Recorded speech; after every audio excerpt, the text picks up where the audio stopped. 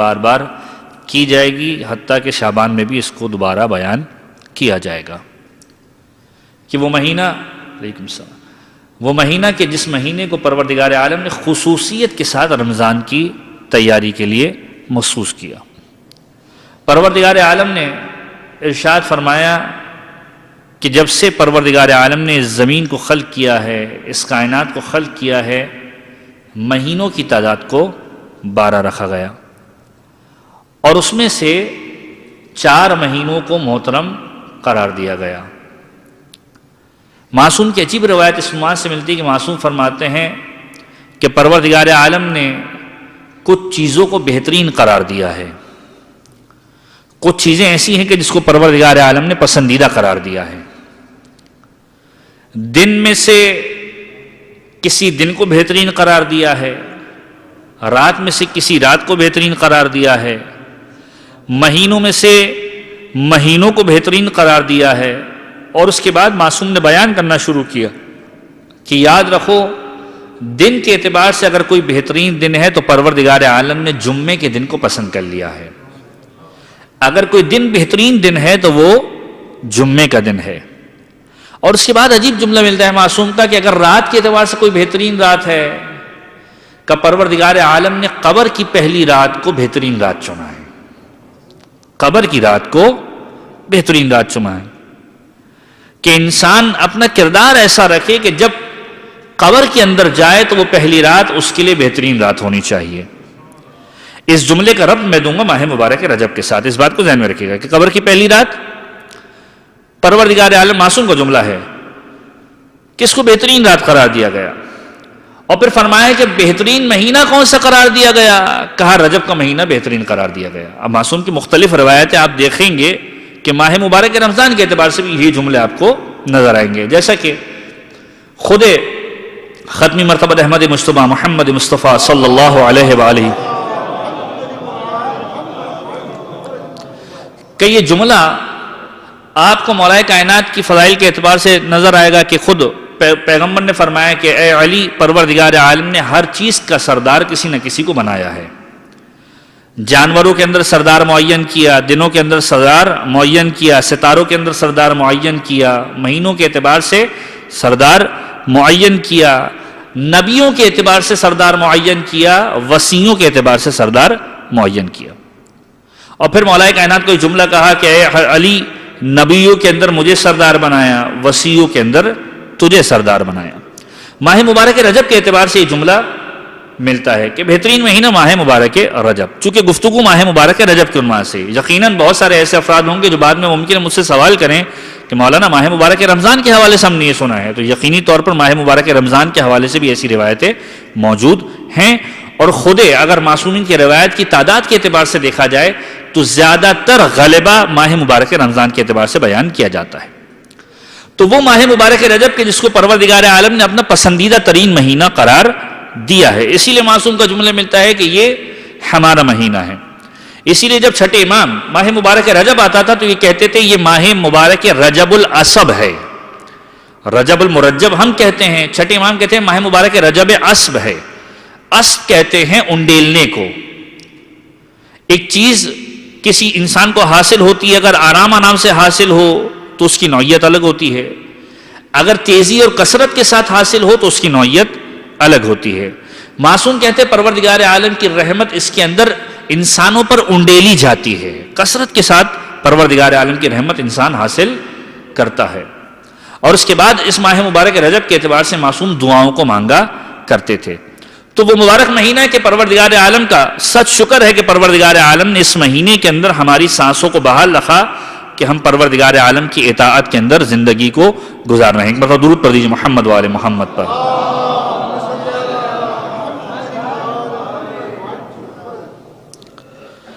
اور اس کے بعد معصوم کا یہ جملہ ملتا ہے کہ پروردگار عالم نے ان دنوں کے اندر دنوں کو پسندیدہ کیا، رات کے اندر راتوں کو پسندیدہ رکھا، مہینوں کے اندر مہینوں کو پسندیدہ کیا۔ ماہ مبارک رجب بہترین مہینہ ہے، اور پھر فرمایا کہ پروردگار عالم نے ارشاد فرمایا کہ اس مہینے کی حرمت اور احترام کا خیال رکھو، اور پھر عجیب جملہ ارشاد فرمایا، یاد رکھو حرمت اور احترام کا خیال کس کا رکھا جائے گا؟ کہا ہم وہ حرمت ہیں کہ جس کے خیال رکھنے کا پروردگار عالم نے حکم دیا ہے. معصوم فرما رہے ہیں ہم وہ حرمت ہیں کہ جس کے خیال رکھنے کا پروردگار عالم نے حکم دیا ہے. جس نے ہمارا احترام کیا گویا اس نے مبارک رجب کا احترام کیا. اور اس کے بعد معصوم کی دعا ملتی ہے زمانے کے امام کا وہ مرثیہ کہ جس کو ہم زیارت ناہیہ کہتے ہیں. جس شخصیت کے ذریعے سے زیارت ناہیہ ملی اسی کے ذریعے سے ایک اور دعا ملی جو ماہ مبارک رجب کی دعا ہے. مفاتیح الجنان کے اندر شیخ ابو القاسم کے نام سے یہ دعا درج ہے کہ زمانے کے امام نے اس دعا کو تعلیم دیا. در حقیقت دعا مختصر سی دعا ہے کہ جس کی تلاوت آج نماز جمعہ کے بعد بھی آپ نے سنی ہوگی. فقط تذکر آپ کے سامنے عرض کر دوں کہ زمانے کے امام اس دعا کے ذریعے سے ہماری توجہ کس جانب دلانا چاہتے ہیں کہ ان اماموں کو فراموش نہ کیا جائے کہ جن کی ولادت اس ماہ مبارک کے اندر ہے. دعا کا جملہ کیا ہے؟ پہلا جملہ ہی یہ ہے کہ جو آپ کی سماعتوں کی نظر ہو چکا ہوگا اس ماہ مبارک رجب کے اندر، جس کی تاکید ہے کہ اس ماہ مبارک رجب کے اندر ہر روز اس دعا کی تلاوت کرے کہ اللہم انی اسألک بالمولودین فی رجب. پروردگار تیری بارگاہ کے اندر سوال کرتا ہوں ان دو ولادتوں کے ذریعے سے، ان دو مولود، ان دو افراد کے جن کی ولادت اس مہینے کے اندر ہوئی ہے اس ماہ مبارک رجب کے اندر. زمانے کے امام کس طرف توجہ دلا رہے ہیں؟ کیا مقصد یہ ہے؟ ولادتیں بہت ساری ہیں، آپ کے ذہنوں میں محفوظ ہوگا. پہلی ولادت جو اس مہینے کے اندر گزری امام محمد باقر علیہ الصلوۃ والسلام کی گزری ہے. اس کے بعد امام دہم کی ولادت ہے، پھر آج امام نہم کی ولادت ہے. 13 رجب ہماری سب سے بڑی عید جشن مولود کعبہ جب انشاءاللہ منعقد کیا جائے گا. توجہ کس طرف دلائی جا رہی ہے؟ زمانے کے امام غالباً یہ بتلانا چاہ رہے ہیں کہ رجب کے اعتبار سے ہر ایک کے ذہن میں اگر کوئی تاثر آتا ہے تو ولادت مولا کائنات کا آتا ہے. ولادت مولا کائنات کا تذکرہ نہیں کیا اس دعا کے اندر. دوسرے اگر کسی معصوم کا تذکرہ اگر کسی سے پوچھا جائے کہ رجب کے اندر کس کی ولادت ہے تو یقینی طور پر جو مجمع میرے سامنے بھی بیٹھا ہے 2 ولادتوں کو کم سے کم یاد رکھتا ہوگا، ایک مولا کائنات کی ولادت اور ایک 5ویں امام کی ولادت. لیکن بقیہ 2 امام وہ امام ہیں کہ جن کو اماموں کے اندر مظلوم قرار دیا گیا کہ ان 2 کی ولادت لوگ فراموش کر دیتے ہیں. یہی وجہ ہے کہ آپ غور کرتے ہوں گے جب 13 رجب کی محفل ہوتی ہے لوگ جوق درجوق آتے ہیں، اور ہماری ولایت کا تقاضا بھی یہ ہے، اہل بیت کی محبت کا تقاضا بھی یہ ہے کہ اس میں شرکت کی جائے. لیکن وہ اہل بیت کے جس کے بارے میں خود معصوم فرما رہے کہ اولنا محمد اوسطنا محمد آخرنا محمد، ہمارا پہلا بھی محمد ہے، ہمارا آخری بھی محمد ہے اور ہمارا درمیانہ بھی محمد ہے. تو جب ہر ایک محمد ہے تو ہر ایک کی محفل میں شرکت اسی تناسب سے ہونی چاہیے. اسی لیے ائمہ تعین کو مظلوم قرار دیا گیا، اور زمانے کے امام اسی کی طرف توجہ دلا رہے ہیں کہ اللہم انی اسألک بالمولودین، پروردگار تجھ سے سوال کر رہا ہوں ان 2 مولود یعنی ان 2 افراد کے جن کی ولادت ماہ مبارک رجب کے اندر ہوئی ہے. اور پھر بیان فرمایا زمانے کے امام نے کہ کون؟ محمد ابن علی الثانی، محمد ابن علی ثانی. ایک محمد ابن علی باقر ہیں، ایک محمد ابن علی ثانی یعنی امام محمد تقی جواد علیہ السلام، وعلی ابن محمد النقی المنتجب، اور دوسرے علی ابن محمد وہ نقی کے جو منتجب ہیں جن کو پروردگار عالم نے منتخب کیا ہوا ہے. اس کے ذریعے سے واسطہ دے کر سوال کیا جا رہا ہے. اور کیا سوال کیا جا رہا ہے کہ پروردگار میں گناہوں کے اندر ڈوبا ہوا ہوں، میرے عیوب بڑھ چکے ہیں، طولانی ہو چکے ہیں، پروردگار میرے پاس بھاگنے کی کوئی جگہ نہیں ہے، تیری بارگاہ میں آیا ہوں ان 2 ہستیوں کا واسطہ لے کر کہ پروردگار میرے گناہوں کی مغفرت فرما. پروردگار تجھ سے سوال کر رہا ہوں، اور سوال بھی ایسا سوال کہ تیری بارگاہ میں سوال کرنے کے لیے حاضر ہوا ہوں اس دعا کے ساتھ کہ پروردگار میرے جسم پر آتش جہنم کو حرام قرار دے گا.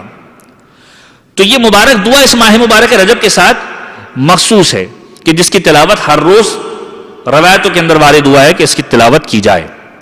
لیکن اس کا تعلق ماہ مبارک رجب کی دعا کے ساتھ، اور ان 2 اماموں کے اعتبار سے باقاعدہ تذکرہ کیا گیا کہ ان دونوں کے ذریعے سے خداوند عالم کی بارگاہ میں دعا کو مانگو، پروردگار عالم قبول کرنے والا ہے.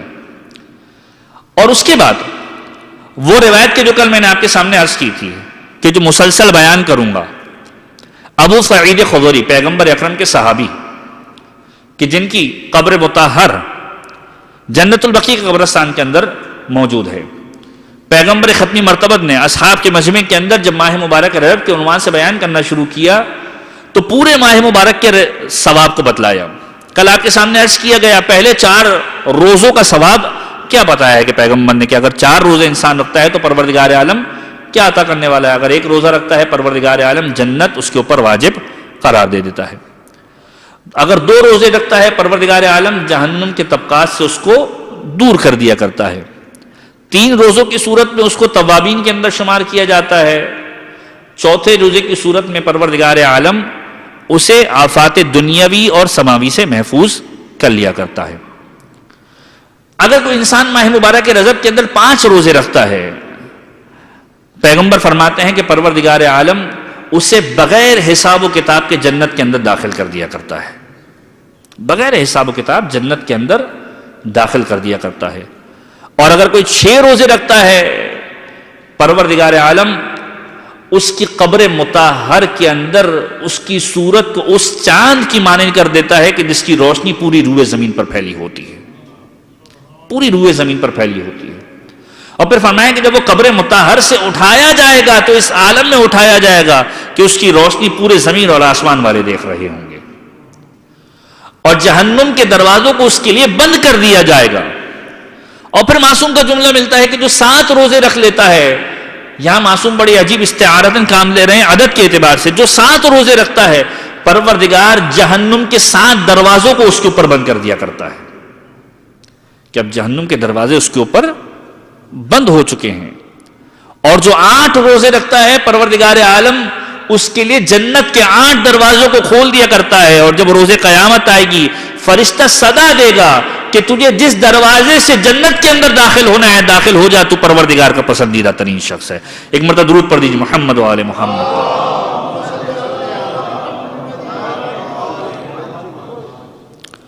تو وہ مبارک مہینہ کہ جو اہل بیت علیہ السلام کا پسندیدہ مہینہ ہے، اس مبارک مہینے کے اندر تمام افراد موجود ہیں۔ اور کل کی گفتگو سے متصل کرتے ہوئے اپنے موضوع کو کہ کل آپ کے سامنے عرض کیا گیا کہ معصومین کی زندگی کے اندر مختلف صفات کا ہم مشاہدہ کرتے ہیں، لیکن معصومین کی زندگی کے اندر ایک قدر مشترک، ایک ایسی چیز کہ جو ہر معصوم کی زندگی کے اندر ہمیں محسوس ہوتی ہے، وہ اہل بیت علیہ السلام کا اور معصومین علیہ السلام کا انفاق کرنا ہے یا خرچ کرنا ہے۔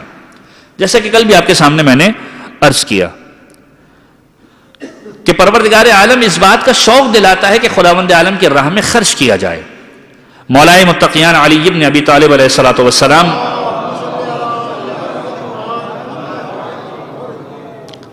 کہ یہ جملہ نہج البلاغہ کے اندر بھی موجود ہے، اور کلمات کے اندر یہ جملہ ملتا ہے کہ مولائے کائنات ارشاد فرماتے ہیں کہ جب تم دیکھو کہ امیر امیر سے امیر تر ہوتا جا رہا ہے، غریب غریب سے غریب تر ہوتا جا رہا ہے، تو اس بات کو محسوس کر لینا کہ کسی غریب کا حق کسی امیر نے کھا لیا ہے۔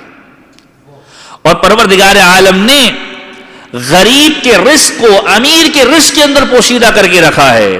جب تم دیکھو کہ دولت کی فراوانی زیادہ ہو جائے کسی کے پاس، تو سمجھ لینا کہ کسی غریب کے حق کو دبا دیا گیا ہے، کسی غریب کے حق کو دبا دیا گیا ہے۔ اور اس بات کی طرف سب سے زیادہ فوکس کیا گیا ہے کہ انسان خرچ کرے، لیکن ہمارے یہاں خرچ کرنے کا کانسیپٹ کیا ہے؟ وہ چیز جو ہمارے اختیار میں نہیں ہوتی ہم کہتے ہیں ہم نے صدقہ کر دیا۔ مثلا شاید ادھر تو لا اینڈ آرڈر کی سچویشن وہ نہیں ہے جو پاکستان کے اندر ہے۔ جب ہم پاکستان میں ہوتے ہیں تو ہم یہاں سے جانے کے باوجود بھی اس طریقے سے نکلتے ہیں گھر سے کہ جیسے ہمارے پاس کوئی چیز موجود ہی نہیں ہے۔ پروردگار عالم ہر ایک مقام کی حفاظت فرمائے اور ہر ایک مومن کی حفاظت فرمائے، لیکن ہمارا طریقہ کار کیا ہے؟ فرض کیجئے کہ یہاں سے کوئی شخص جاتا ہے اور جاتے کے ساتھ ہی لٹ جاتا ہے۔ آج کے مومن اور نارملی ہر ایمان صاحب ایمان کا یہی جملہ ہوتا ہے کہ ہم آئے تھے یہاں پر لٹ گئے، ہم نے صدقہ کر دیا۔ صدقہ اس چیز کا ہوتا ہے جو انسان کے اختیار کے اندر ہو۔ صدقہ وہ ہوتا ہے جو انسان کے اختیار کے اندر ہو۔ اگر اختیار کے اندر ہی کوئی چیز نہیں ہے تو وہ صدقہ بھی نہیں ہے۔ ایک چیز کوئی شخص چھین کے لے کر جا رہا ہے، آپ کہہ رہے میں نے صدقہ کر دیا، اب نیت کرنے کا کوئی فائدہ نہیں ہے۔ ہاں اگر کوئی مستحق بھی لے کر جا رہا ہے اور چھین کر لے کر جا رہا ہے تب بھی آپ کا صدقہ صدقہ کہلانے والا نہیں ہے کہ جب تک آپ اپنے اختیار سے اسے نہ دیتے. یا مثلا یہ بعض مقامات پر دیکھا جاتا ہے کہ جب انسان سفر کرتا ہے، اور عموماً سفر حج کے اندر ایسی چیزیں زیادہ رونما ہوتی ہیں. پروردگار عالم کا کروڑوں احسان ہے کہ پروردگار عالم نے حج بیت اللہ کی سعادت سے مشرف فرمایا، اس دعا کے ساتھ کہ پروردگار عالم جو مومن حج بیت اللہ کی زیارت کے لیے تڑپ رہا ہے، پروردگار اسے حج بیت اللہ کی زیارت سے مشرف فرمائے. اور اس ماہ مبارک کا تحفہ اس عنوان سے آپ کے ذہنوں میں محفوظ کر دیا جائے کہ جو شخص، معصوم کی روایت کا جملہ ہے کہ جو شخص کعبۃ اللہ کی زیارت کرنا چاہتا ہے وہ کون سا عمل انجام دے. معصوم کا جملہ ہے، چونکہ صدقے کے بحث چل رہی ہے لہذا صدقے کے عنوان سے ایک جملہ آپ کے سامنے عرض کر دوں کہ قول معروف خیر من صدقہ، قرآن کریم کی آیت بھی ہے کہ ایک اچھا سا جملہ، دلجوئی کرنے والا جملہ صدقے سے بہتر ہے اس صدقے سے کہ تتبعها اذن، کہ جس صدقے کے بعد اذیتناک کوئی جملہ موجود ہو. تو ماہ مبارک رجب کا تحفہ میں آپ کے سامنے اس اعتبار سے عرض کر دوں کہ جو شخص حج بیت اللہ کی زیارت کے لیے جانا چاہتا ہے، معصوم کا جملہ ہے کہ ہر روز اپنی کسی ایک واجب نماز کے بعد دن میں ایک مرتبہ سورہ نبا کی تلاوت کرے. اما یتساءلون عن النبأ العظیم، 30ویں پارے کا پہلا سورہ، سورہ نبا کی تلاوت کرے. معصوم کا بڑا عجیب جملہ ہے کہ اس وقت تک دنیا سے نہیں اٹھے گا کہ جب تک کعبۃ اللہ کی زیارت نہ کر لے اور حبیب خدا کے در کی زیارت نہ کر لے. جب تک کعبۃ اللہ کی زیارت نہ کر لے اور پیغمبر کے در کی زیارت نہ کر لے. تو جب انسان کے اختیار میں چیز ہوتی ہے اور وہ خرچ کرے تب وہ صدقہ کہلاتی ہے. جب انسان کے اختیار میں ہی چیز نہ ہو تو وہ صدقہ نہیں ہے. معصوم فرماتے ہیں کہ انسان اپنی زندگی کے اندر پروردگار سے اس طریقے سے رابطہ پیدا کرے کہ جو اپنی پسندیدہ ترین چیز ہے پروردگار کی راہ میں خرچ کرنے کی کوشش کرے. چوتھے امام کی خدمت میں غلام آیا، امام نے اسے ایک پھل دے دیا، کہا مولا مجھے اس کی قیمت چاہیے. مولا نے کہا یہ مجھے پسندیدہ ہے اور میں نے اپنے آباء و اجداد سے سنا ہے کہ جو تمہاری پسندیدہ ترین چیز ہو اسے اس کو بھی دو کہ جس کو تم دینا چاہتے ہو، لہذا جو مجھے پسند ہے وہ میں تیرے لیے پسند کر رہا ہوں. معصوم کی روایت کے عجیب جملے ملتے ہیں کہ فقط صدقہ دینا پیسہ خرچ کرنے کا نام نہیں ہے، بلکہ کسی مضطرب کی پریشانی کو دور کرنا یہ بھی صدقے کے برابر ہے. کتنے ایسے افراد ہیں کہ جو پریشانی کے عالم میں ہیں، کتنے ایسے افراد ہیں کہ جو اضطراب کی کیفیت کے اندر ہیں، ڈپریشن کے مریض ہو چکے ہیں. کچھ دیر کے لیے بیٹھ جانا ان کے پاس اور ان کی دلجوئی کرنا، ان کی پریشانی کو دور کرنا یہ بھی صدقے کے مترادف ہے. اور اس کے بعد معصوم کا جملہ ملتا ہے کہ اگر راستے سے کوئی کانٹا ہٹا دے جس سے دوسروں کو تکلیف نہ ہو یہ بھی صدقے کے برابر ہے، یہ بھی صدقے کے برابر ہے. اور اس کے بعد یہ جملہ ملتا ہے کہ یاد رکھو یہ صدقہ وہ ہے کہ تمہاری حفاظت کرنے والا ہے. پانچویں امام محمد باقر علیہ الصلوۃ والسلام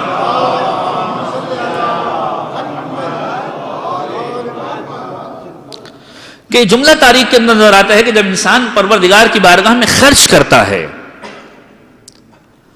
تو صدقہ جب انسان کے ہاتھ سے نکلتا ہے کچھ جملے کہتے ہوئے جاتا ہے. انسان کو مخاطب کرتا ہے کہ کل تک تو میری حفاظت کیا کرتا تھا، اب رہتی قیامت تک میں تیری حفاظت کروں گا. کل تک تو میری حفاظت کیا کرتا تھا، اب میں تیری حفاظت کروں گا. کل تک میں دنیاوی مال و متاع تھا، تو نے مجھے ذخیرہ آخرت بنا دیا. تو نے مجھے ذخیرہ آخرت بنا دیا. یاد رکھ کل تک تو وہ تھا کہ جو میری حفاظت کرتا تھا، اب میں تیری حفاظت کرنے والا ہوں. میں دنیا کا سامان تھا، تو نے مجھے آخرت کا سامان بنا دیا. تو معصوم نے فرمایا کہ انسان اس طریقے سے خداوند عالم کے ساتھ اپنے رابطے کو قائم کرے، اور یہی چیز وہ ہے کہ جس کے تعلق ہمارے نوے امام محمد تقی جواد علیہ الصلوۃ والسلام کے ساتھ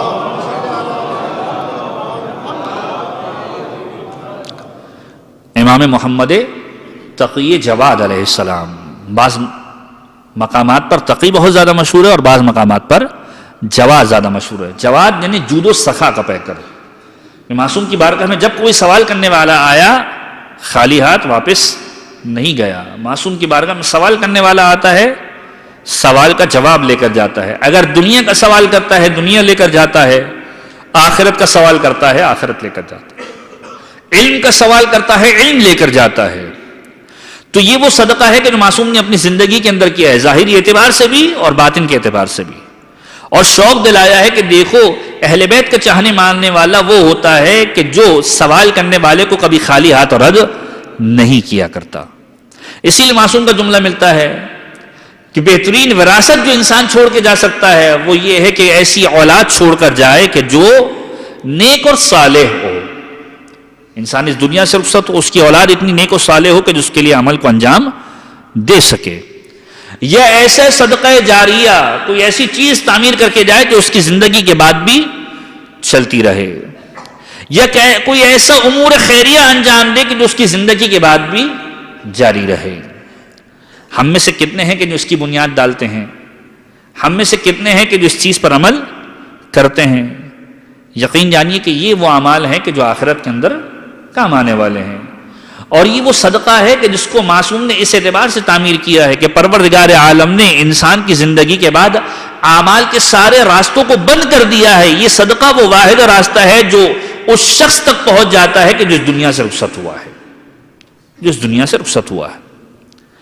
یا مطلب وہ عمل کہ جو وہ اولاد انجام دے کہ جو اس دنیا سے رخصت ہونے کے بعد اس شخصیت کی اولاد نیک و صالح اگر ہو, یا کوئی ایسی بنیاد کہ جو نیک کام کی بنیاد رکھی جائے. یہاں پر اس بات کا ضروری طور پر تذکرہ مناسب سمجھتا ہوں کہ اسی امام بارگاہ شارجہ کے والنٹیئر جو کئی سال تک آپ کے درمیان آپ کی خدمت کرتے رہے, مولا حسین کے ان افراد کی جو مولا حسین کی ولایت کا دم بھرتے ہیں, مولا حسین کا ماتم کرتے ہیں, امام بارگاہ میں آنے والے عزاداروں کی خدمت کرتے رہے, اس دنیا سے رخصت ہوئے سید ریاض حسین صاحب جب اس دنیا کے اندر موجود نہیں ہے, پروردگار عالم ان کو اہل بیت اطہار کے ساتھ محشور فرمائیں, انہیں اعلیٰ علیین میں جگہ عنایت فرمائیں کہ ان بنیادوں کے اندر ضرور شامل ہوئے کہ جو بنیاد اہل بیت اطہار نے بتلائی کہ کوئی ایسا کام انجام دو کہ جو تمہارے بعد بھی جاری رہے.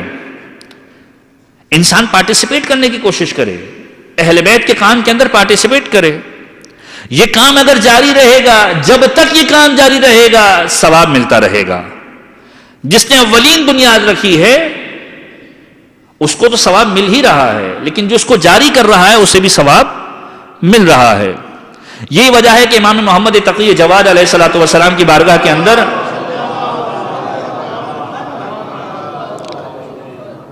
آپ ذرا غور کیجئے کہ اہل بیت سے محبت اور اہل بیت کے کاموں کو آگے بڑھانے کا فائدہ آخرت کے اندر کیا ملنے والا ہے. اس روایت کو ذہن میں محفوظ کر لیجئے گا کہ امام محمد تقی جواد سے پوچھا گیا, مولا آپ کی ولایت ہمیں کیا فائدہ پہنچانے والی ہے, آپ کی محبت ہمیں کیا فائدہ پہنچانے والی ہے. نوے امام مخاطب ہوئے کہ میں نے اپنے بابا سے سنا ہے, یہاں تک کہ روایت کو پہنچایا پیغمبر اکرم کی جانب سلسلۃ الذہب کہ جس کا راوی ہر ایک معصوم ہے. کہ میں نے رسول خدا سے یہ روایت مجھ تک پہنچی ہے کہ جب روز محشر ہوگا پروردگار عالم سجائے گا روز محشر کو, پیغمبر ختمی مرتبت داخل ہوں گے, یہاں تک کہ پیغمبر کے ساتھ مولائے کائنات موجود ہوں گے. پیغمبر کے لیے تخت کو سجایا جائے گا, پیغمبر بیٹھیں گے, مولائے کائنات کے ساتھ ایک اور تخت لگایا جائے گا, مولائے کائنات بیٹھیں گے. کچھ دیر گزرے گی کہ جناب زہرا سلام اللہ علیہا کی سواری آئے گی.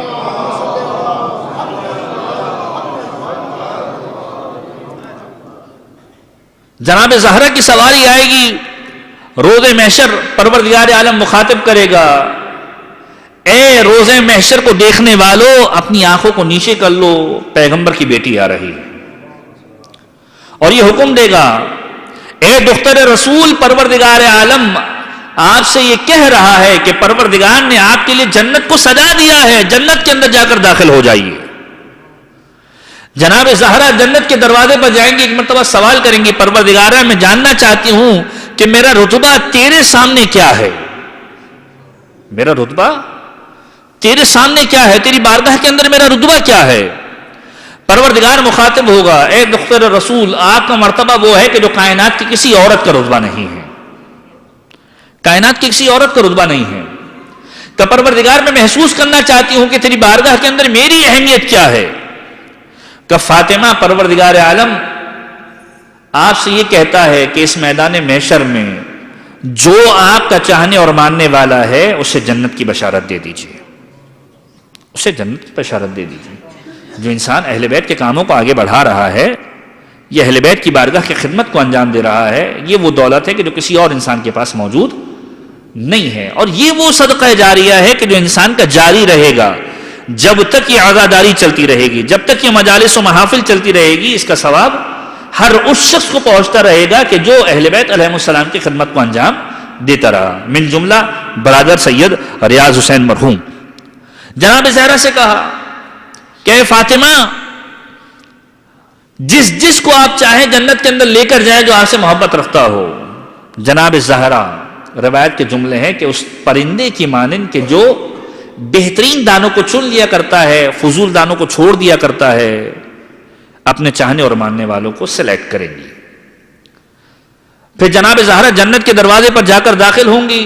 یہ افراد کے جن کو جناب زہرا نے سلیکٹ کیا ہوگا دروازے جنت پر کھڑے ہو جائیں گے۔ آپ ذرا غور کیجئے، اہل بیت کی خدمت کرنے والا شفاعت کا حق حاصل کر لیتا ہے، شفاعت کا حق حاصل کر لیتا ہے۔ پروردگارہ، ہم جاننا چاہتے ہیں کہ ہمارا رتبہ کیا ہے، ہمارا مرتبہ کیا ہے۔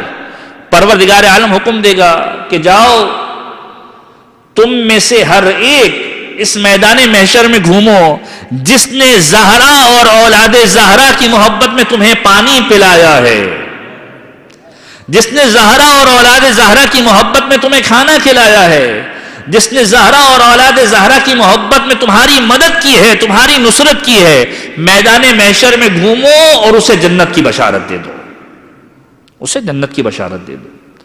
تو یہ عمل کے جو آپ انجام دے رہے ہیں، چاہے محفل میں شرکت کی صورت میں ہو، چاہے محفل میں شرکت کرنے والوں کی خدمت کی صورت کے اندر ہو، یہ معصومین کی بارگاہ کے اندر ایک بہترین عمل ہے۔ یہ وہ صدقہ جاریہ ہے کہ جس کے بارے میں معصوم نے فرمایا کہ انسان اس دنیا سے رخصت ہونے کے باوجود بھی اس کی لذت کو محسوس کر سکتا ہے کہ ایک ایسی اولاد ہو کہ جس کے لیے عمل صالح کو انجام دے، یا کوئی ایسی روش قائم کر کے چلا جائے کہ جو اہل بیت علیہ السلام کی پسندیدہ ہو۔ جب تک وہ روش جاری رہے گی پروردگار عالم اس کا ثواب دیتا رہے گا، یا کوئی ایسا صدقہ جاریہ دے کر جائے کہ جو اس کے بعد بھی اس کی اولاد جاری رکھے۔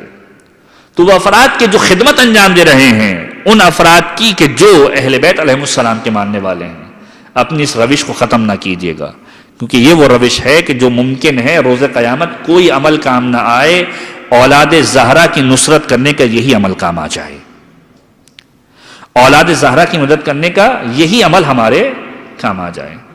اور اسی بات کی طرف فوکس کیا ہے اہل بیت اطہار نے کہ ہم اہل بیت کی نصرت کرو، ہم تمہاری نصرت کریں گے۔ اور یاد رکھو، ہماری نصرت کرنا کیا ہے؟ گویا پروردگار عالم کی نصرت کرنا۔ اور خداوند عالم کا وعدہ ہے کہ اگر تم میری مدد کرو گے میں تمہاری مدد کروں گا، تم میرا ذکر کرو گے میں تمہارا ذکر کروں گا۔ لوگ سوال کرتے ہیں 1400 سال کے بعد بھی آج امام حسین علیہ السلام سید الشہداء کا نام لوگ اتنا لیتے ہیں، اتنا ماتم کرتے ہیں، اتنا گریہ کرتے ہیں، کیا وجہ ہے کہ پروردگار عالم نے امام مظلوم کے نام کو اتنا دنیا کے ہر کونے کونے میں پھیلا دیا؟ جواب یہی ہے، اس امام نے خدا کا ذکر اس طریقے سے کیا، آج پروردگار اس کا ذکر کر رہا ہے۔ اذکرونی فاذکرکم، کہ تم میرا ذکر کرو میں تمہارا ذکر کروں گا۔ حسین نے نوک نیزہ پر قرآن کی تلاوت کر کے بتلایا، پروردگار یہ حسین وہ ہے کہ جو نوک نیزہ پر بھی تجھے فراموش نہیں کرتا۔ اور پروردگار عالم نے آج زمین کے ہر خطے کے اوپر امام مظلوم کے نام کو جاری کر دیا ہے کہ یاد رکھو یہ وہ نام ہے کہ جس کو زمین کے ہر خطے پر ابھرنا چاہیے۔ تو وہ عمل صدقہ جاریہ کی حیثیت رکھتا ہے کہ جو انسان امور خیریہ کے عنوان سے بھی انجام دے۔ ضروری نہیں کہ مال کا خرچ کرنا خداوند عالم کی راہ میں صدقہ پھیلائے، بلکہ انسان کا کوئی ایک اچھا جملہ، کوئی دلجوئی والا جملہ بھی صدقہ خیریہ کہلاتا ہے، یا مثلاً وہ نصیحت کہ جس کے اوپر کوئی ایک شخص عمل بھی کر لے، یہ بھی صدقہ جاریہ ہے۔ اور اس مقام پر ہم سب صدقہ جاریہ انجام دے رہے ہیں. آج کی ولادت امام محمد تقی جواد علیہ الصلوۃ والسلام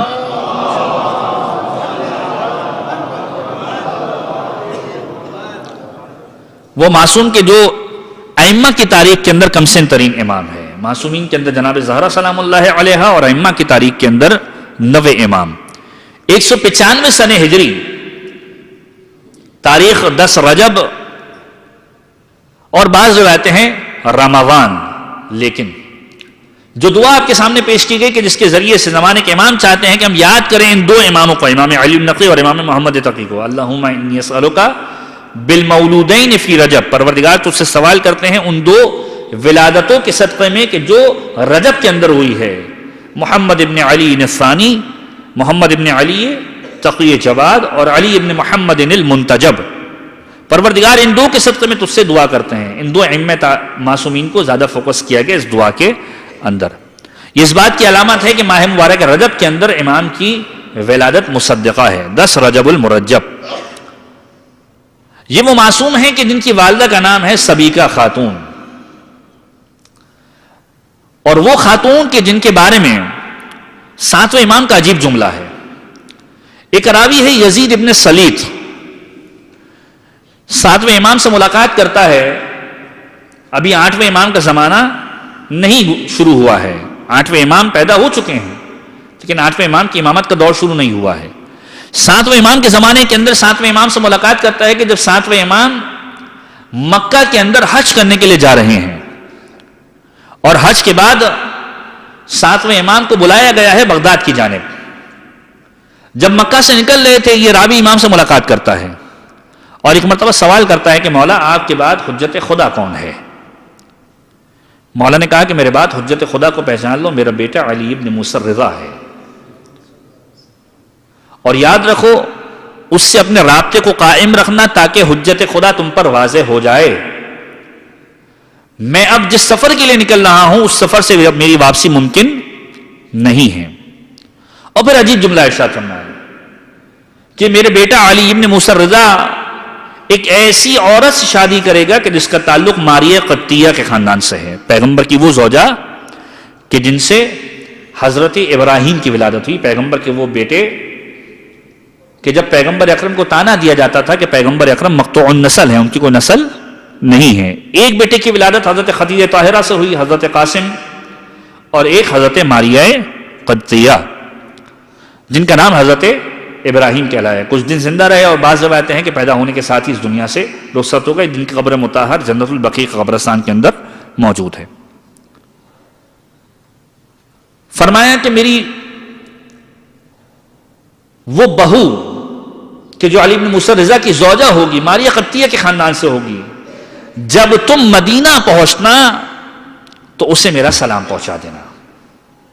جناب سبیکہ خاتون کہ جو امام محمد تقی کے والدہ ہیں, میرا سلام پہنچا دینا. ائمہ کی تاریخ کے اندر ہم نے 2 سلام دیکھے ہیں. ایک حضرت جابر کا سلام کہ جو حضرت جابر بن عبداللہ انصاری نے 5ویں امام کو پہنچایا, اور یہ 7ویں امام کا سلام کہ جو جناب سبیکہ خاتون امام محمد تقی کی والدہ کو پہنچایا گیا. اور اس کے بعد عجیب جملہ ملتا ہے, یہی بات امام موسیٰ کاظم سے بھی مروی ہے, یہی بات امام علی بن موسیٰ رضا بھی فرماتے ہیں کہ میرا بیٹا وہ بیٹا ہوگا کہ جو حجت خدا ہے, خدا کی واضح دلیل ہے, لیکن شباہت کے اندر موسیٰ سے بھی شباہت رکھتا ہے, عیسیٰ سے بھی شباہت رکھتا ہے, یحییٰ سے بھی شباہت رکھتا ہے. جب معصوم سے سوال کیا کہ مولا کیا وجہ ہے, عیسیٰ سے کس بات کے اندر شباہت رکھتے ہیں, موسیٰ سے کس بات کے اندر شباہت رکھتے ہیں, یحییٰ سے کس بات میں شباہت رکھتے ہیں؟ کہا یحییٰ سے اس بات میں شباہت رکھتے ہیں, حضرت یحییٰ حضرت زکریا کے بیٹے ہیں. روایتیں کہتی ہیں کہ جب حضرت زکریا کے حضرت یحییٰ کی ولادت ہوئی ہے, تاریخ لکھتی ہے 105 سال کی عمر تھی حضرت زکریا کی, اور اس وقت حضرت یحییٰ کی ولادت ہوئی. اور جب امام محمد تقی کی ولادت ہوئی ہے 8ویں امام کی عمر مبارک تھی 47 سال. لوگ تانا دیتے تھے کہ پروردگار عالم نے امام علی بن موسیٰ الرضا کو کوئی اولاد عطا نہیں کی ہے, لہذا تاریخ کے اندر بہت سارے ایسے نام آتے ہیں کہ جو 7ویں امام کے بعد مختلف لوگوں کو اپنا امام بناتے رہے ہیں. تو فرمایا کہ یحییٰ سے اس بات کے اندر مشابہت ہے کہ پروردگار عالم نے عمر کا ایک حصہ گزرنے کے بعد مجھے محمد تقی جیسی اولاد عطا کی.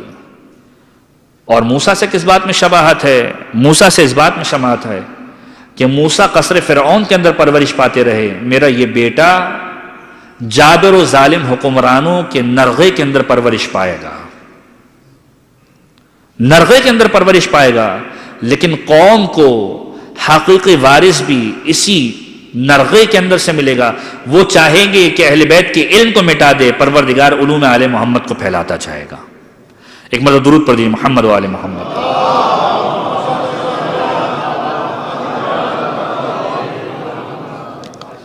اور پھر فرمایا کہ اس کی شباہت عیسیٰ کے ساتھ بھی ہے.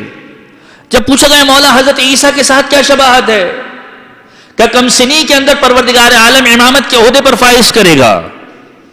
فرمایا کہ پروردگار عالم امامت کے عہدے پر اس طریقے سے فائز کرے گا کہ جس طریقے سے عیسیٰ کو نبوت کے عہدے پر فائز کیا تھا.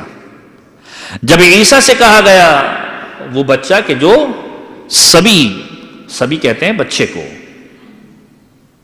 قرآن کریم نے حضرت عیسیٰ کے حوالے سے کہا ہے کہ جو آپ افراد یقینی طور پر جانتے ہیں کہ جب حضرت عیسیٰ سے سوال کیا گیا کہ تم کون ہو، جواب آیا کہ انی عبداللہ آتانی الکتاب وجعلنی نبیہ، کہ پروردگار عالم نے مجھے اپنا بندہ قرار دیا ہے، مجھے کتاب دی ہے، میں صاحب کتاب ہوں، اور پروردگار عالم نے مجھے نبی بنایا ہے.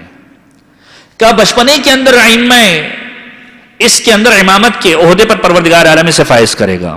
روایت کے جملے ہیں کہ 203 سنہ ہجری کے اندر 8ویں امام کی شہادت ہوئی. تقریباً 7-8 سال کا سن مبارک ہے کہ 9 امام عہدہ امامت پر فائز ہوئے ہیں. علم امامت تو موجود ہے، وہ علم امامت کے جو علی ابن مسرزہ کی بارگاہ سے منتقل ہوا ہے، اور پہلا دن ہے امامت کا. مدینے کے 8ویں امام کو ایک مرتبہ نماز جنازہ پڑھانے کے لیے گئے ہیں خراسان، اور واپس لوٹے ہیں. جب گھر کی جانب پہنچے ہیں، روایت کے جملے ہیں کہ لوگوں نے یہ معلوم کرنا شروع کیا کہ 8ویں امام کے بعد حجت خدا کون ہے. پہلے دن جو ائمہ اہل بیت نے 9 امام نے جو پیغام دیا ہے بڑا عجیب پیغام ہے. جب گھر کے اندر داخل ہوئے دیکھا محفل سجی ہوئی ہے، بے شمار فضلاء موجود ہیں، بے شمار علماء موجود ہیں، اور خود 9 امام کے چچا یعنی 7ویں امام کے بیٹے عبداللہ ابن موسیٰ موجود ہیں، اور لوگ ان سے استفادہ کرنا چاہتے ہیں. نشست کے اوپر بیٹھے ہیں عبداللہ. روایت کہتی ہے کہ مولا جاتے ہیں اور عبداللہ کے بالکل برابر میں جا کر بیٹھ جاتے ہیں. لوگ سوال کرنا چاہتے ہیں عبداللہ سے کہ یہ بتائیے حجت خدا کون ہے، یہ سوچتے ہوئے کہ حجت خدا شاید عبداللہ ہے. سوال کرنا چاہتے ہیں، عبداللہ بھی انکار نہیں کرتے لیکن دعویٰ بھی نہیں کرتے.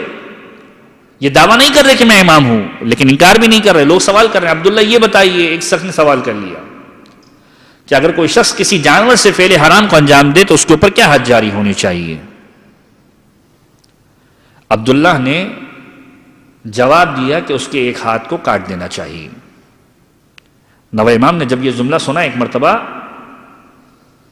غصے کے عالم میں غضبناک ہوتے ہوئے اپنے چچا کو دیکھا. ان نگاہوں کا دیکھنا تھا. ایک مرتبہ عبداللہ مخاطب ہوئے، اے بھتیجے کیا وجہ ہے، کیوں اس طریقے سے دیکھا؟ کہ آپ نے جو جواب دیا ہے وہ غلط دیا ہے. آپ نے جو جواب دیا ہے وہ غلط دیا ہے. جس منصب کے آپ اہل نہیں ہیں اس منصب پر بیٹھے کیوں ہیں؟ جس منصب کے آپ اہل نہیں ہیں اس منصب کے اوپر بیٹھے کیوں نہیں ہیں؟ اور جس چیز کے بارے میں آپ کو علم نہیں ہے اس کا جواب کیوں دیتے ہیں؟ یعنی 2 جملے معصوم نے عطا کیے ہیں، اور یہ 2 پیغام ہیں ہم سب کے لیے کہ جس منصب کے تم لائق نہیں ہو اس منصب کے اوپر بیٹھو نہیں، اور جس بارے میں تمہیں علم نہ ہو اس کا تم جواب نہ دو. آج کا انسان ہر بات کا جواب ڈھونڈنے لگتا ہے. اسلام پروموٹ کرتا ہے کہ انسان جواب کو ڈھونڈنے کی کوشش کرے، لیکن ہر چیز کا جواب دینے کا نہیں کہتا. حوض علمیہ فیس بک سے لوگ تعلق رکھتے ہیں, فیس بک پر جواب ڈھونڈنا شروع کرتے ہیں. معصوم کے بارے میں کوئی ڈیٹیل نکالنی ہے, فیس بک کھولا جاتا ہے. قرآن کھولے, ائمہ کی سیرت کو کھولے. آج کا انسان تحقیق کرتا ہے تو دنیاوی اعتبار سے جو جہاں فیڈ کیا جا رہا ہے وہی چیز وہاں پر نظر آئے گی. اہل بیت کے مراکز کو نہیں دیکھتا, یہ نہیں دیکھتا کہ قرآن کریم میں کیا لکھا ہوا ہے, یہ نہیں دیکھتا کہ اہل بیت کی سیرت میں کیا لکھا ہوا ہے. ڈھونڈنا چاہتا ہے کہ وہ جو پوسٹ ہوا ہے اس میں کیا پوسٹ ہوا ہے. تو معصوم فرما رہے کہ جس منصب کے تم اہل نہیں ہو اس منصب پر بیٹھے کیوں ہو, اور جس چیز کے بارے میں تم جانتے نہیں ہو اس کے بارے میں سوال کیوں کرتے ہو, اس کے بارے میں جواب کیوں دیتے ہو. عبداللہ کہتے ہیں میں نے یہ تمہارے بابا علی بن موسیٰ رضا سے سنا ہے جو حجت خدا ہیں. اب معصوم فرماتے ہیں یقیناً آپ نے میرے بابا سے سنا ہے, لیکن سوال اس وقت الگ کیا گیا تھا, سوال اس وقت الگ کیا گیا ہے. ایک بہترین جواب دیا ہے نوے امام نے. جو مرجع سے سوال کیا جاتا ہے, ہم میں سے سوال کرنے والے بار بار قیاس کرتے ہیں کہ مرجع نے فلاں وقت یہ جواب دیا تھا, اس کا بھی یہی جواب ہونا چاہیے. سوال کی نوعیت سے جواب مختلف ہو جاتے ہیں. اگر کوئی مرجع سے سوال کرے فلانی چیز بہت اچھی ہے, صحت کے لیے اچھی ہے, انگریڈینٹس بتا دے کہ یہ حلال ہے, اس طرح کی چیز ہے, مرجع کہے گا حلال ہے. لیکن اگر اسی چیز کو اس اعتبار سے پیش کیا جائے کہ یہ میرے لیے نقصان دہ ہے, مثلا شوگر بڑھ جاتی ہے, ممکن ہے برین ہیمریج ہو جائے, تو مرجع کا جواب یہ ہوگا کہ آپ کے لیے حرام ہے. سوال کرنے کا مختلف زاویہ جواب کے نتیجے کو تبدیل کر دیا کرتا ہے. یہ اجتہاد کی نشانی ہے, اور 10ویں امام 9ویں امام اس کو بتلا رہے ہیں کہ آپ نے وہ جواب دیا کہ جو آپ کو معلوم نہیں ہے. کہا میں تمہارے بابا سے سنا ہے. کہا میرے بابا سے سوال الگ کیا گیا تھا. میرے بابا سے سوال یہ کیا گیا تھا کہ اگر کوئی شخص کسی عورت کے ساتھ فعل حرام کرے تو پھر اس صورت میں اس کے اوپر حد کیا جاری کی جائے گی. میرے بابا نے جواب دیا تھا کہ اسے کوڑے مارے جائیں گے, سنگسار کی سزا دی جائے گی, اور اس کے ہاتھوں کو قلم کیا جائے گا. آپ کو یہ نہیں معلوم کہ انسان اور جانور کے اندر فرق کیا ہے. انسان اور جانور کے اندر فرق کیا ہے. تو امامت کا پہلا دن ہے اور یہ علمی مسئلہ حل کر رہے ہیں ہمارے 9ویں امام. وہ امام کی جس کی زندگی زیادہ تر اس ماحول کے اندر گزری ہے جو قید خانے کا ماحول ہے. کہ ابھی 7 یا 8 سال کی عمر مبارک ہے, امام کو بلایا گیا ہے مدینے سے بغداد کی جانب. یہ وہ زمانہ ہے کہ جو مامون اور رشید کا زمانہ ہے. اور جب مامون نے بلایا ہے اس عنوان سے بلایا ہے کہ پرورش کی جا سکے اس بچے کی اپنے ماحول کے اندر. بغداد کی گلیوں کے اندر جب مامون کی سواری آتی ہے, یہ جملہ پہلے بھی عرض کر چکا ہوں اور آج تبرکاً آپ کی خدمت میں عرض کر دوں کہ جب مامون کی سواری آتی ہے بے شمار بچے کھیل رہے ہیں. جب بچپنے کا عالم ہے, یہی 7-8 سال کی عمر مبارک ہے, دیکھا کہ یہ بچہ کھیل رہا ہے, باقی بچے جیسے ہی سواری آئی بھاگنے لگے.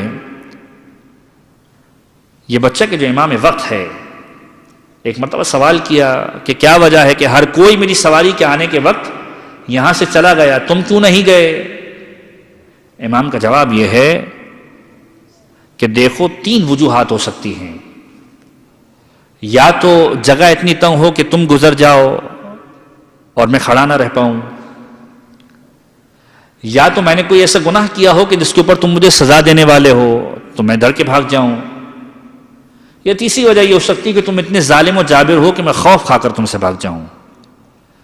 یاد رکھو نہ تو جگہ اتنی تنگ ہے کہ تم گزر سکو اور میں کھڑا نہ رہ پاؤں, تم بھی جا سکتے ہو میں بھی کھڑا رہ سکتا ہوں, اور نہ میں نے کوئی ایسا گناہ کیا ہے کہ میں تم سے خوف کھا کر بھاگنے لگوں, اور تیسری بات یہ کہ اگر تم کہتے ہو کہ تم ظالم و جابر ہو تو میں جگہ دے دیتا ہوں, تم چلے جاؤ. ایک مرتبہ سوال کیا کہ تو کون ہے؟ کہ میں مدینے سے آیا ہوں. کہ کس گھرانے سے تعلق ہے؟ کہ مدینے کے اسخیاء سے تعلق ہے, سخی لوگوں میں سے تعلق ہے. اتنا سا سوال کیا اور سواری آگے بڑھ گئی. شکار کیا اپنے باز کے ذریعے سے, سمندر کے اندر ایک جانور کا شکار کیا, مچھلی تھی ظاہراً یا تیتر تھا. شکار کرنے کے بعد واپس لوٹا, اور جب واپس لوٹا دیکھا وہی صورتحال ہے, بچے دیکھ کر بھاگ رہے ہیں لیکن یہ بچہ کھڑا ہوا ہے. اور دوبارہ وہی سوال کہ تو نے جگہ کیوں نہیں چھوڑی؟ امام کا یہ جواب، تو نے بھی جواب نہیں دیا، اگر تو ظالم ہے میں ہٹ جاتا ہوں۔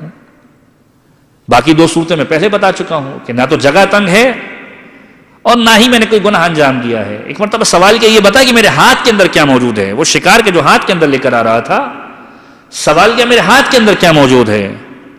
امام نے جواب کیا دیا کہ پروردگار عالم نے زمین کو بچھایا ہے، آسمانوں کو بنایا ہے، آسمان کے اوپر بادلوں کو بنایا ہے، زمین کے اندر سمندر کو بہایا ہے، آسمان سے بارش برستی ہے، یہ سمندر اور بڑھتے جاتے ہیں، اور پروردگار عالم نے سمندر کو خالی نہیں رکھا، اس سمندر کے اندر مخلوقات کو بنایا ہے، مختلف قسم کی مخلوقات کو بنایا ہے، چرند و پرند مخلوقات کو اس کے اندر ڈالا ہے۔ اور جب دنیاوی سلاطین، دنیا کے ظالم و جابر حکمران شکار کرنے کے لیے اپنے لوگوں اور لشکر کے ساتھ جاتے ہیں، شکار کرنے کے بعد حجت خدا سے پوچھتے ہیں کہ میرے ہاتھ کے اندر کیا ہے؟ شکار کرنے کے بعد حجت خدا سے پوچھتے ہیں کہ میرے ہاتھ کے اندر کیا ہے؟ تیرے ہاتھ میں وہ شکار ہے کہ جو تو ابھی کر کے آ رہا ہے۔ راوی سوال کرتا ہے کہ مولا اتنی تفصیل بتانے کی کیا ضرورت تھی؟ کہا اگر موسیٰ جواب کم دیتے تو میں بھی جواب کم دے دیتا۔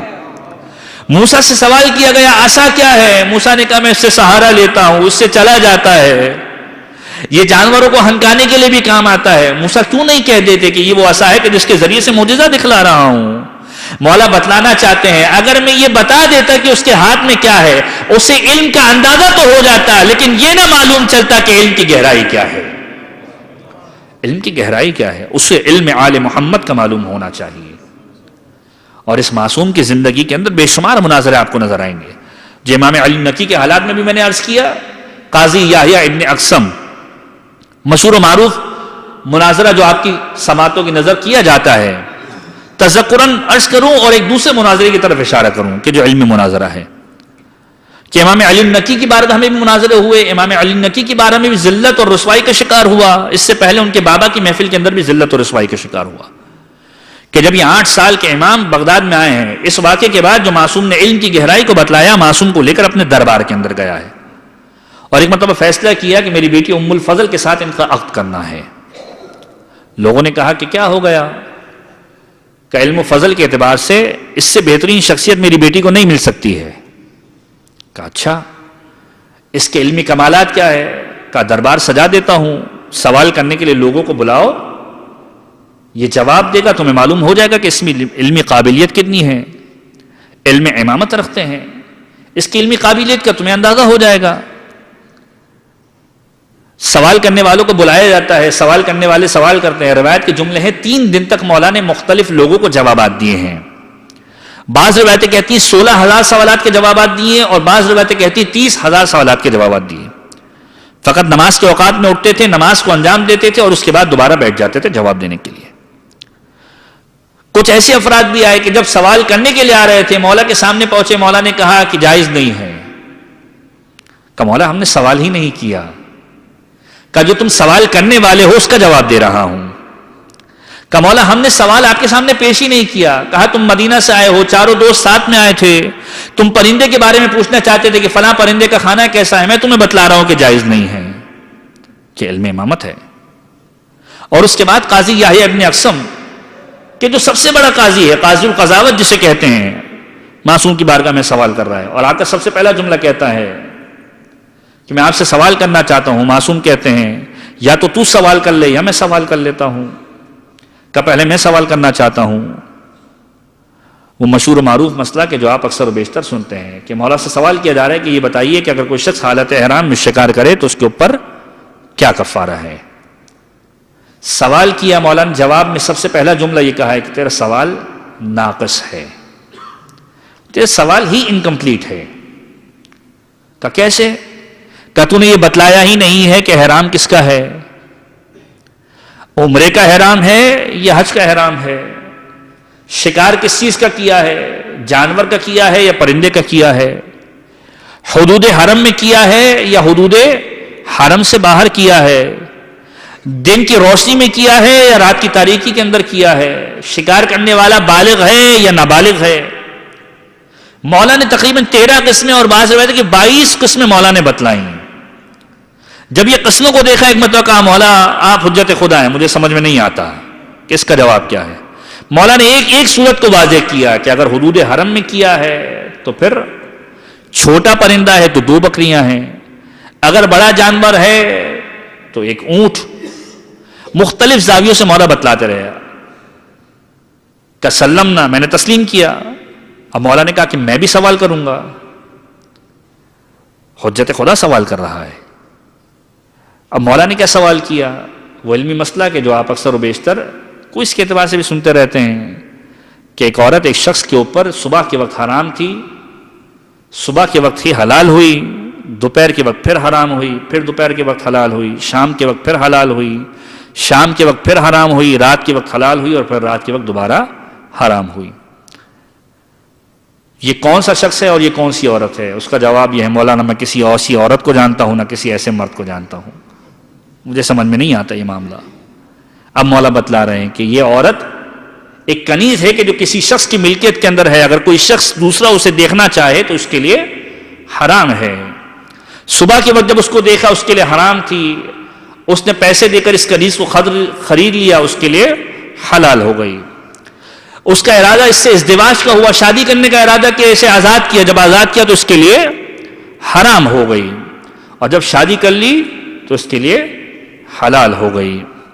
اور اس کے بعد جب اس کے لیے حلال ہو گئی، دوپہر کو اس نے اس مرتبہ اس کو طلاق رجعی دے دی، اس کے لیے حرام ہو گئی. دوبارہ رجوع کر لیا، اس کے لیے حلال ہو گئی.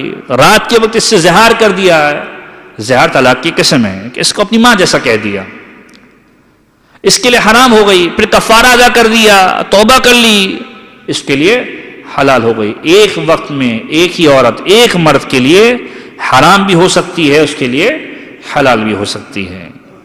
کا مولا سمجھ میں آتا ہے کہ حجت خدا کون ہے. پروردگار جانتا ہے کہ اپنی رسالت اور نبوت کے مرکز کو امامت کے منصب کے اندر کس طریقے سے ڈھالتا ہے اور کس مقام پر امامت کے عہدے کو پروردگار عالم ڈالتا ہے. یہ پروردگار عالم کا کام ہے کہ اپنی حجت کو واضح کرے جس طریقے سے آج اس نے حجت خدا کو واضح کیا. کیونکہ مطلب درود پڑھ دیجیے محمد و آل محمد پر.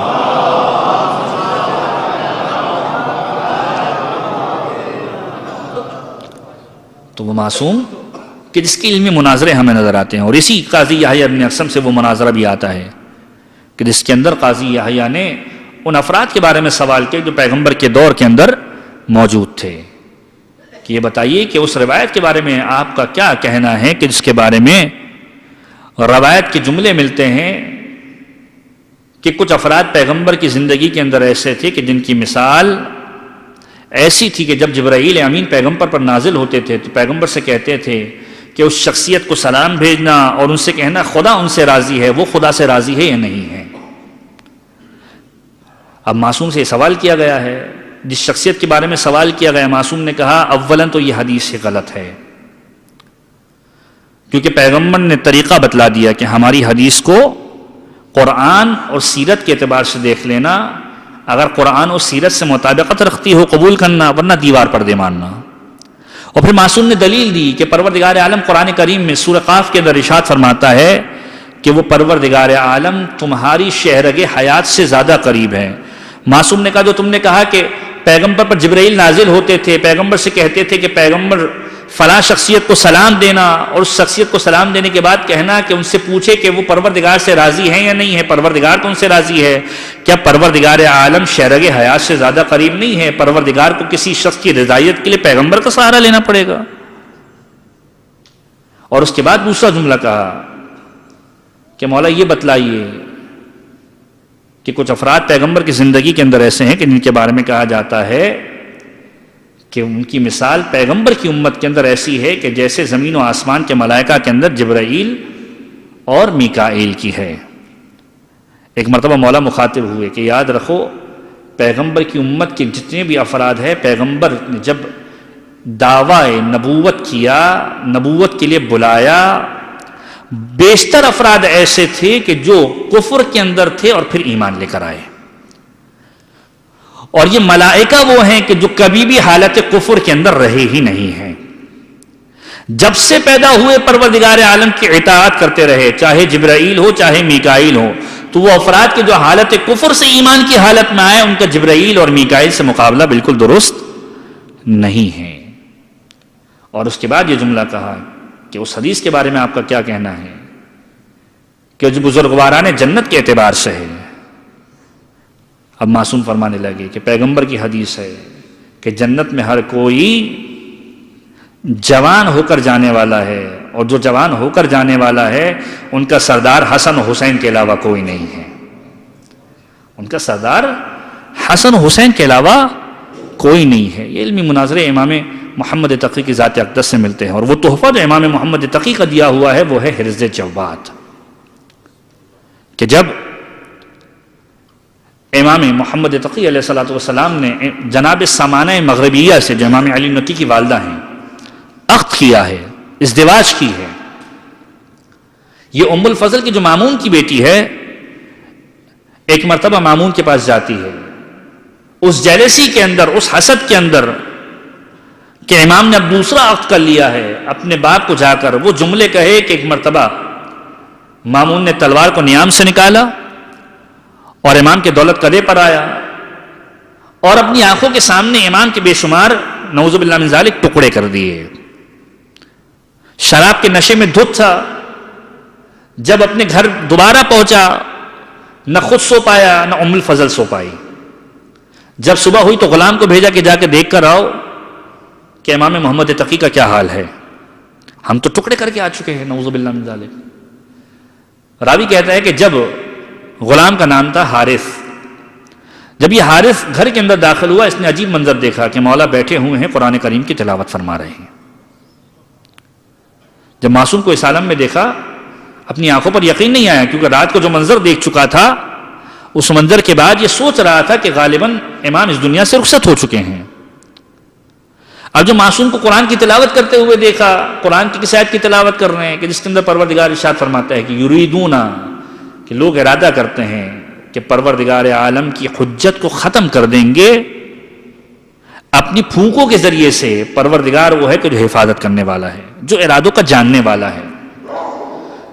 کہ مولا آپ قرآن کی تلاوت کر رہے ہیں، آپ کو عبادت کا کتنا لطف آتا ہوگا۔ آپ ذرا غور کیجئے کہ وہ شخصیت کہ جو کس کا غلام ہے، مامون کا غلام ہے، مکاری ذرا ملاحظہ کیجئے کہ دلیل کو پیش کرنا ہے تو کس طریقے سے کرنا ہے۔ مولا آپ قرآن کی تلاوت کر رہے ہیں، آپ کو عبادت میں بڑا لطف آتا ہوگا، مولا آپ سے جڑے ہوئے ہر جز کو عبادت کے اندر بڑا لطف آتا ہوگا۔ مولا کیا مجھے آپ کا پیرہن مل جائے گا کہ میں پہن کر اس کو نماز ادا کر سکوں، میں بھی اس لذت کو محسوس کر سکوں؟ وجہ کیا ہے؟ پیرہن کیوں لینا چاہتا ہے؟ وہ دیکھنا چاہتا ہے کہ جسم مبارک پر کئی زخم کے نشان تو موجود نہیں ہیں۔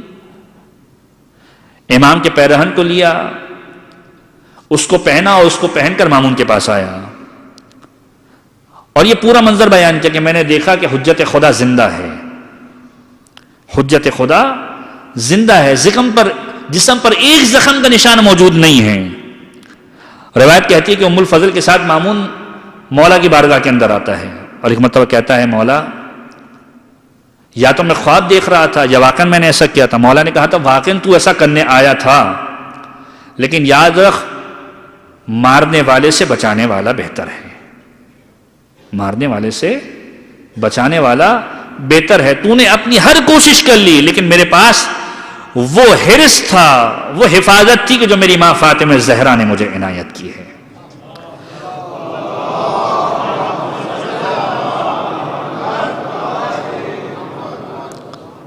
تو جو میری ماں فاطمہ زہرا نے امام حسین علیہ السلام کو تعلیم دی تھی، امام حسن کو تعلیم دی تھی، انہوں نے اپنے بیٹے علی ابن الحسین، انہوں نے محمد ابن علی، یہاں تک کہ سلسلہ مجھ تک پہنچا، اور خود جناب زہرا نے یہ ارشاد فرمایا کہ جو اس حرص کو اپنے بازوؤں پر باندھ لیا کرتا ہے پروردگار عالم اس کی حفاظت کیا کرتا ہے۔